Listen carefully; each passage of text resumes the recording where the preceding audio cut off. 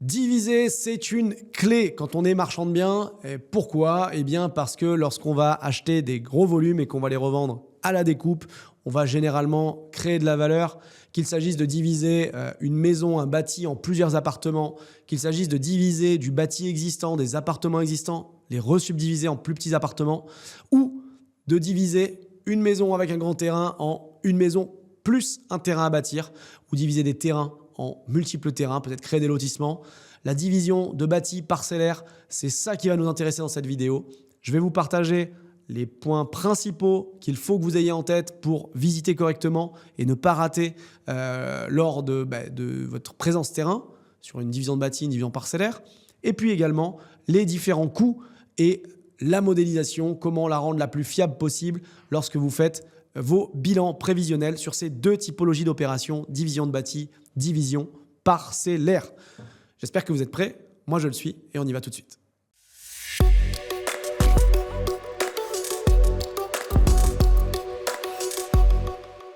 Alors, on va commencer tout de suite avec les éléments de la visite. Vous avez retrouvé, repéré, eu comme information qu'il y avait un bien qui était en vente, un bien un peu peut-être atypique, un bien complexe, un bien trop grand, dans lequel on n'a pas de lot déjà existant. Et ça, c'est la différence probable avec la mise en copropriété simple d'un immeuble. La précédente vidéo qu'on avait fait, parce que là, les lots n'existent pas. Et l'absence de lot, ou en tout cas la création de lots supplémentaires dans un immeuble, dans un bâti, la forme d'une copropriété, ça pourrait être une division foncière, peu importe, en tout cas la création de lots supplémentaires va occasionner certaines autorisations, vérifications supplémentaires. Je parle de quoi? Je parle notamment des autorisations de stationnement, de la possibilité de diviser dans le cadre d'un permis de diviser, etc., etc. Et ça a des implications directes lorsque vous allez faire votre visite. Alors, quoi visiter sur une division de bâti lors d'une opération de détachement parcellaire? Globalement, encore une fois, et je viens rajouter des éléments, mais la même chose que lorsque vous allez visiter un immeuble ou un appartement, une maison seule, c'est-à-dire tout l'état global du bâti. Ça me semble indispensable et obligatoire. Mais en plus, tout un tas d'éléments, et là, je vais essayer de vous les détailler. Là encore, j'ai pris mon pense-bête, parce qu'il y en a pas mal, et on essaye d'être exhaustif sur la chaîne du cercle quand même. Donc pour le bâti, en plus de son état, ce qu'il faut regarder, notamment si vous créez des lots, eh bien, c'est peut-être en amont de la visite de consulter le PLU et de vérifier les obligations dans le cas où vous souhaitez diviser des logements ou créer des logements supplémentaires d'habitation, de commerce ou autre, quel que soit le projet que vous envisagez. Pourquoi? Parce que vous aurez souvent des demandes ou des interrogations d'une mairie, d'un service de l'urbanisme sur la création de stationnement et ou d'espaces verts et ou de stationnement vélo et ou que sais-je encore qui pourra arriver dans le futur parce qu'on n'est jamais sûr de rien pour la suite. Qui veut dire stationnement dit possibilité de créer du stationnement. Et du coup, quels sont les accès, quel est le nombre de places, l'existant, etc. Alors pour savoir un petit peu tout ça, de base, ce qu'on demande, nous, c'est d'avoir un titre de propriété clair de l'existant, des matrices cadastrales pour savoir un peu ce qu'il en est, ou également appelé relevé de propriété, et puis ensuite de repérer lors de votre visite où vous pourriez insérer des stationnements, parce que ça va être une des clés pour la réalisation de votre opération. Il y a des sujets d'urbanisme, avec l'obtention dans certains cas de DP, dans certains cas de permis de diviser, et dans certains cas des possibilités de dérogation à tout cela, notamment par rapport à l'emplacement, en lien avec des transports en commun, en lien avec la présence de gares, en lien avec la présence de trams ou de métro à proximité. Et donc, ce sont des éléments à avoir en tête et à regarder aussi quelle est la distance entre mon projet et les principaux points d'intérêt en lien au transport dont je vous ai parlé précédemment. Si on passe à un autre niveau, sur la partie division, lorsque vous allez faire votre visite et que vous n'avez pas encore des lots existants, vous avez un grand ensemble, un grand plateau, ce qu'il va falloir regarder, c'est ce que vous allez créer en termes de réseau. Réseau ELEC, réseau d'arrivée d'alimentation en eau et d'évacuation. Comment vous allez gérer votre alimentation électrique, votre arrivée d'eau, vos évacuations dans chacun des lots de votre plateau et aussi comment est géré l'assainissement au niveau du bâtiment global vis-à-vis de la mairie. Est-ce que c'est un assainissement autonome? Est-ce que c'est un assainissement collectif? Est-il conforme ou pas? Et au fait, petite parenthèse, si jamais tu veux aller plus loin, en savoir un petit peu plus, récupérer le contenu écrit, probablement également les supports et passer encore plus à l'action, tu peux retrouver des fiches qui sont téléchargeables et gratuites, comme je te l'ai dit, pour t'accompagner. Des templates, des outils, des grilles d'analyse, tout ce qu'il faut pour appliquer concrètement ce qu'on voit dans cette vidéo et dans les autres vidéos de la formation From Zero to Hero.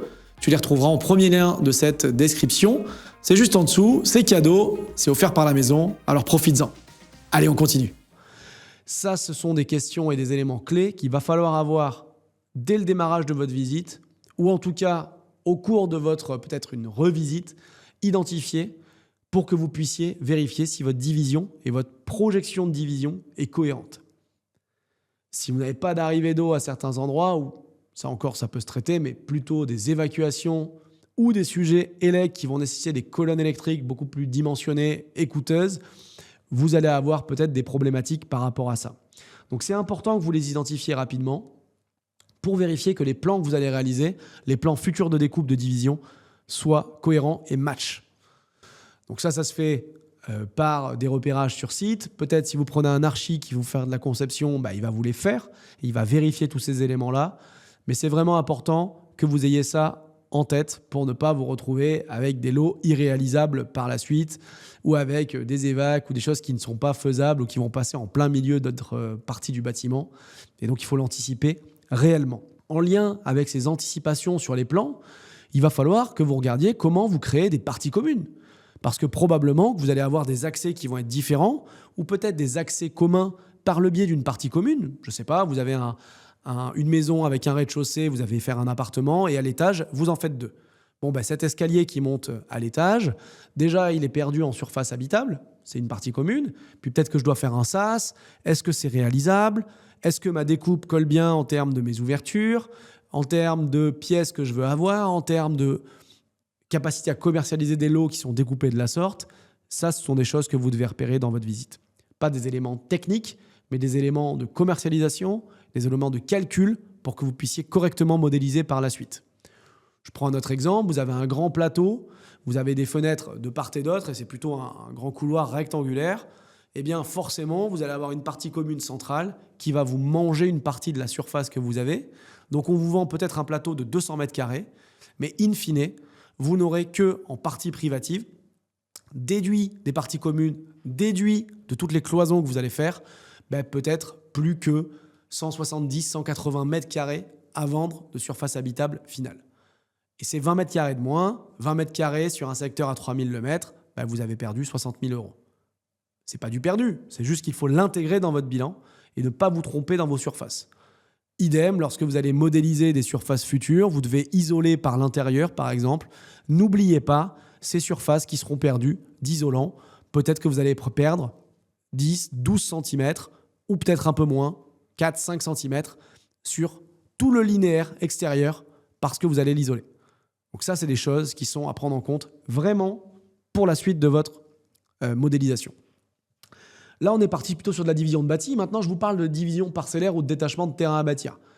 À ce moment-là, il y a d'autres éléments qui sont à rentrer et à intégrer. Comment se fait l'accès? En voiture, à pied? Est-ce une servitude? Comment je vais découper? Est-ce que je vais faire 2 terrains? Est-ce que je dois avoir une DP? Est-ce que je dois avoir un PA, un permis d'aménager? Ce sont des éléments que vous devez avoir lorsque vous allez faire peut-être déjà la visite, modéliser, ou que vous avez étudié votre projet. Parce que c'est des coûts différents, ce sont des délais différents, ce sont des implications différentes. Réfléchir à tout ça, c'est hyper important lors de votre visite et de pouvoir le confirmer.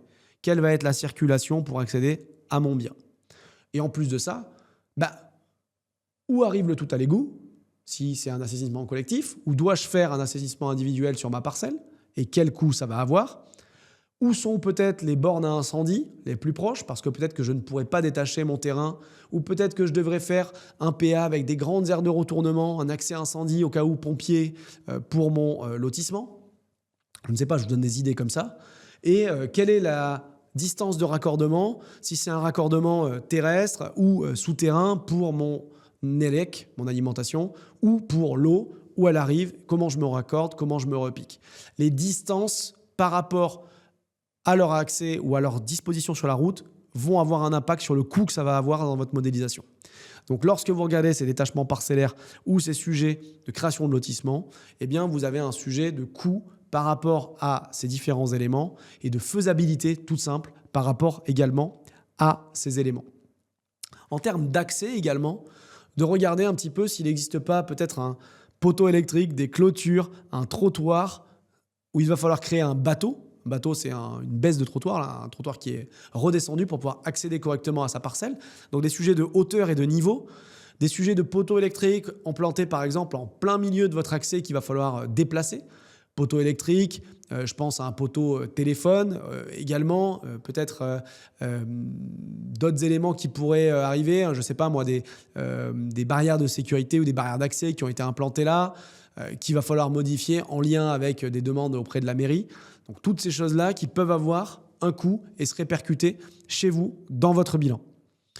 Une fois qu'on a vu tout ça, je pense que la dernière chose à regarder lorsqu'on va faire des divisions de bâti, lorsqu'on va faire des détachements de parcelles, c'est voir un peu l'état de l'environnement global, la proximité avec des voisins, avec des vues qui pourraient arriver d'un bâti sur l'autre, d'un bâti sur le terrain à bâtir futur, d'expositions qui peuvent être empirées, une perte de luminosité, etc., etc.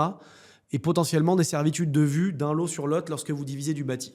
Globalement, c'est de vous rendre compte de l'impact de votre action, de votre division, de votre détachement sur le projet au global et aussi l'environnement proche, notamment les voisins.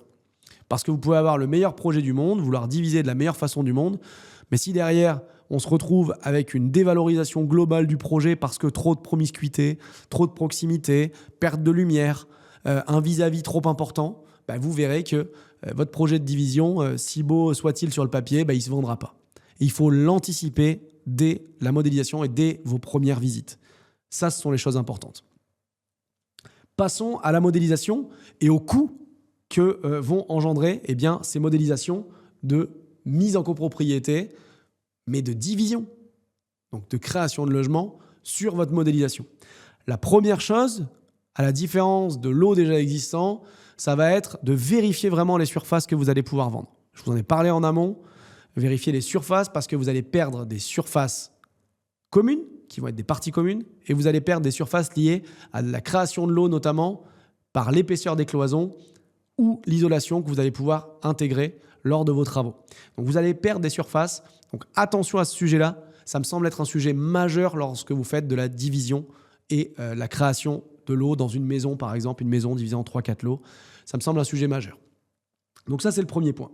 Ensuite, vous allez avoir des coûts classiques. Et ça, pour ça, je vous inviterai à regarder un peu tout ce qui concerne la mise en copropriété, les travaux mis en copropriété.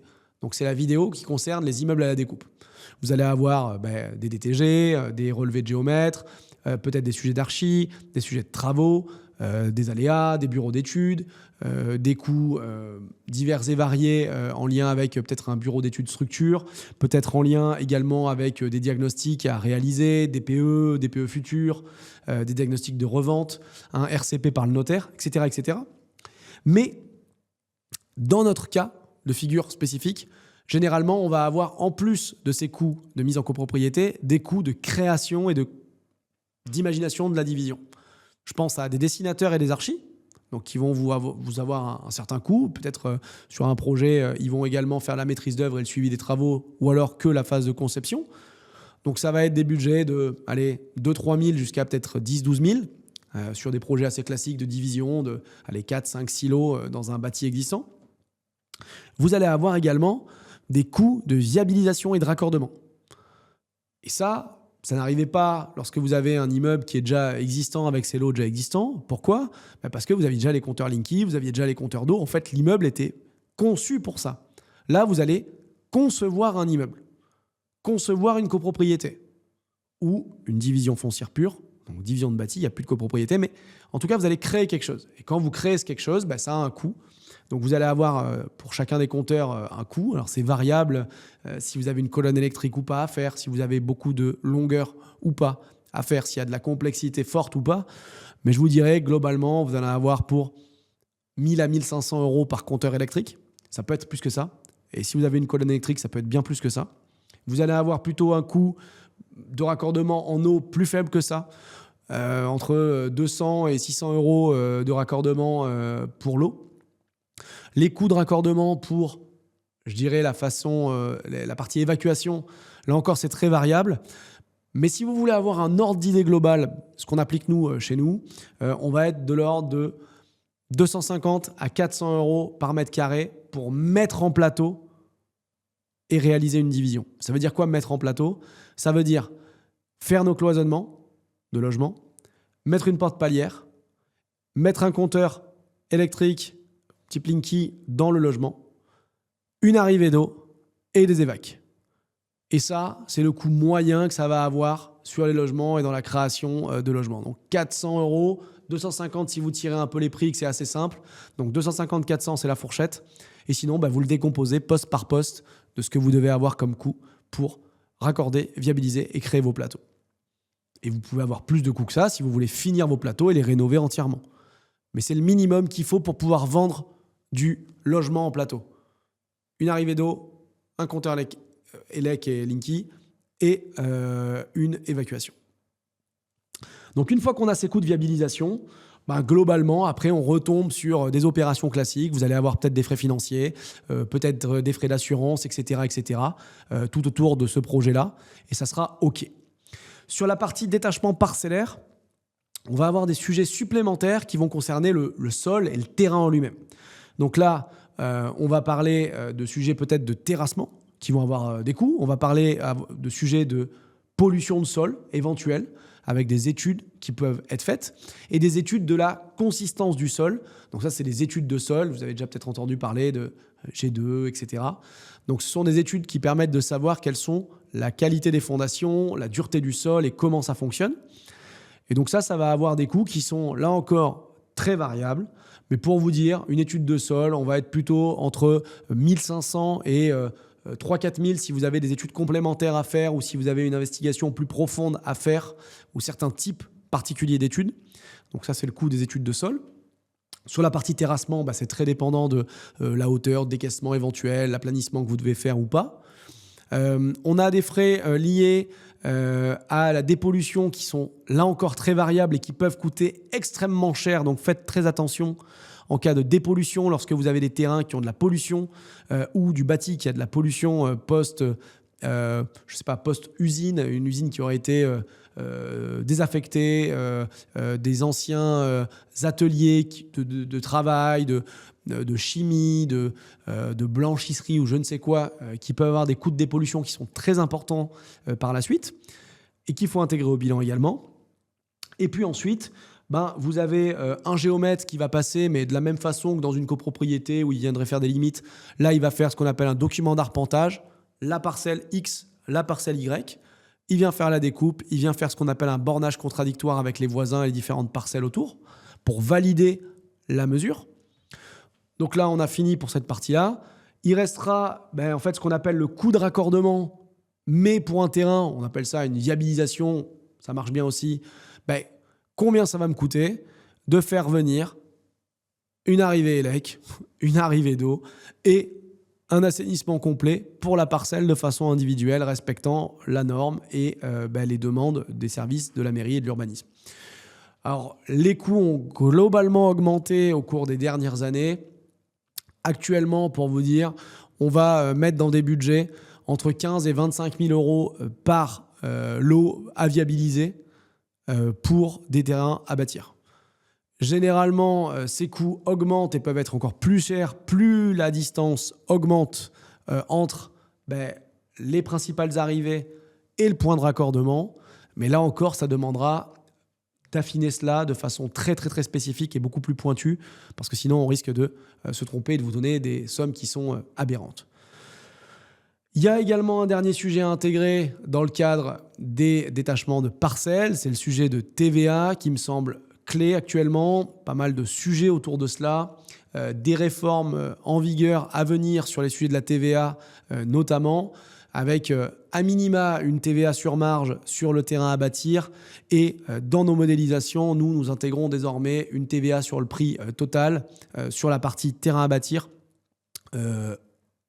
en cas de requalification a posteriori par les services de l'administration fiscale qui viendraient nous retoquer sur la possibilité d'appliquer la TVA sur marge. Mais là encore, je vous invite à regarder des vidéos qu'on a fait sur notre chaîne à ce sujet pour ne pas avoir de surprise et comprendre de quoi on parle. En tout cas, sur le bâti, exonération de TVA sur la plupart des cas de figure et en revanche, sur la partie terrain à bâtir, à minima une TVA sur marge à intégrer pour ne pas vous retrouver planté par la suite et probablement de vérifier qu'on ne tombe pas en négatif si on applique une TVA sur le prix total, ça serait utile. Donc la division de bâti, le détachement de parcellaire, ça demande beaucoup plus de compétences, je pense, et en modélisation, il y a beaucoup plus de risques d'erreur parce qu'on a pas mal de lignes de dépenses à intégrer. Ça combine à la fois les lignes de dépenses en lien avec les travaux, en lien avec la mise en copropriété, en lien avec des sujets d'assurance, de raccordement, de viabilisation. Potentiellement, sur le détachement parcellaire, on a les sujets de TVA en plus et des sujets qu'on ne retrouve pas ailleurs, notamment d'études de sol, de sondage et des frais de raccordement un petit peu différents. On a toujours des sujets en lien avec des honoraires. Je ne l'ai pas remis, mais on a toujours de la compta, des frais de comptabilité, des frais de juridique sur les opérations. Mais donc beaucoup plus complexe. C'est un peu le stade d'après, je pense, par rapport à une monopropriété qui a déjà des lots existants et qu'on découpe. Donc, intégrez bien tous ces frais. Reprenez tranquillement cette vidéo.